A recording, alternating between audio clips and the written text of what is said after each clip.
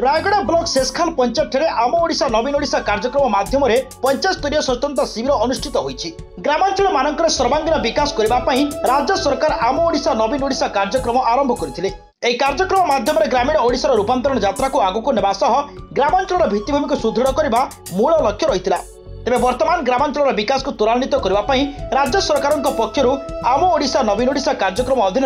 पंचायत स्तरीय स्वतंत्र शिविर आयोजन करा जायछि।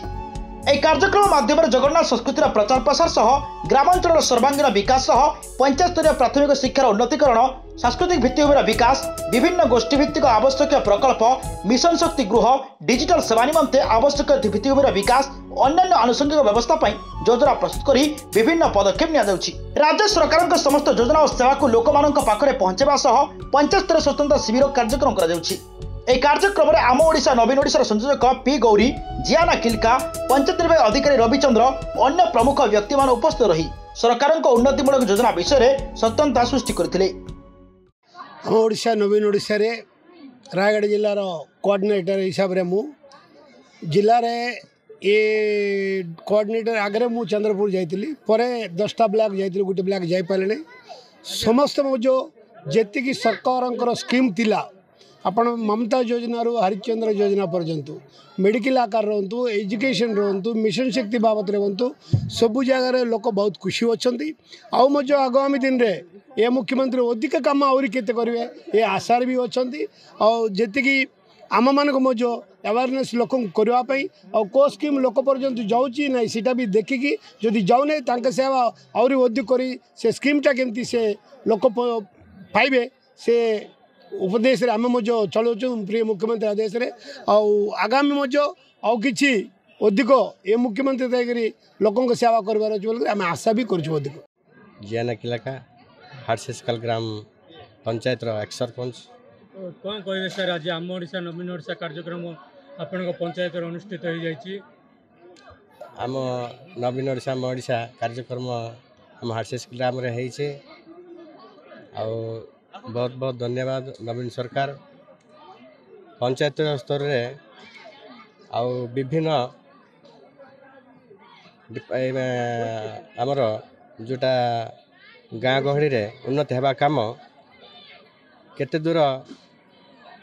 अधा ठीक अच्छी अधा आमर ठीक नहीं कहीं आगरे 2007-2012 मसीह बहुत पंचायत को डेवलपमेंट करने आमको वर्ष को 50 लाख अनुदान आसला CFC SFC। एबे आमको पॉपुलेशन अनुसार आमको प्राय वर्ष को 8 लाख 7 लाख देवा द्वारा पंचायत डेवलपमेंट किसी हो पार नहीं। से नवीन सरकार को मु जन देउछि जे आगु को आमको पंचायत को डेवलपमेंट करने CFC SFC टंका अनुदान बेसी देवे बोले मु नवीन सरकार को जनाऊँ। 50 लाख टंका जो देइछंती एटा होछि मो ओडिशा नवीन ओडिशा से आम गाँ गाँ सार बांटी सारे आमको जदि वर्ष को 50 लाख आसता ताहले आम अधिक डेवलपमेंट करूँ एतिकी पर नवीन सरकार को जनाऊँ। सर अनेक लोकंकर देखंतु आमर मीडिया बंधु मानक मो अनुरोध सरकार आमको भल देउछंती आगरे आमको आसथिला अकाउंट को बैंक को जाउथिला बैंक रे जाय आउ फरे आमको मधुबाबू पेंशन हाथ को पेमेंट दौरान से आम लोक पहुँचाऊँ एमती 90% ठीक अच्छी आउ 10% टिके आमर असुविधा अच्छी आम असुविधा टिके घंटित होचु से नवीन सरकार टिके ध्यान दे बोली मु अनुरोध करुछि। चंद्र बेहेरा निर्वाही अधिकारी हाटशेषखाल ग्राम पंचायत कार्यक्रम होइछि आम ओडिशा सरकार निर्देश रे जो सरकार जो विभिन्न प्रकार जो स्कीम गुड़ाक अच्छी से गुड़ाक केमिति कार्यकारी हेब एवं लोक केमिति भाव से सचेतन हेबे सेमानकर जो पाइबा योग्यता थी से जमी पाइपर से गुड़ाक से पहुँचापी यह गोटे सरकार एक प्रकार आम मध्यम पंचायत मध्यम से गोटे प्रयास कर तेणु निर्देश बल आज विभिन्न विभाग आसी अभिभाषण में सब स्कीम बाबद सब बुझे निश्चित भाव जे पेंशन आगे समुदाय सब हाथ में कैश आकार दि जाऊला बर्तमान एनओपी जोटा स्कीम सेंट्रल गवर्नमेंट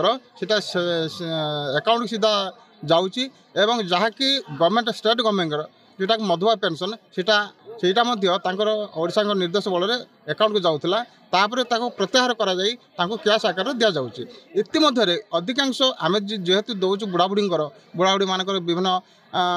फिंगर होनी जो द्वारा कि अकाउंट को हो पारने आउ जो माने जेहेतु लिंक रोचे बैंक रे जो आधार सहित आधार जी प्रॉब्लम होची से प्रॉब्लम हो जाइए आम बहुत प्रयास करूँ चेष्टा भी करूँ सरपंच सहित गाँ गाँ बुलीचु यही जो मानकर कि आगर ना थिला से मानकर जेहेतु यही जो अकाउंट रे ना नहीं से आम कैश आकार देचु आ लिस्ट आम वीडियो को अवगत करूँ जमीक कहीं भी बाद न पड़े सीटा चेष्टा भी चलीचु। रायगढ़ आशुतोष कुमार पट्टनायक रिपोर्ट रियो न्यूज।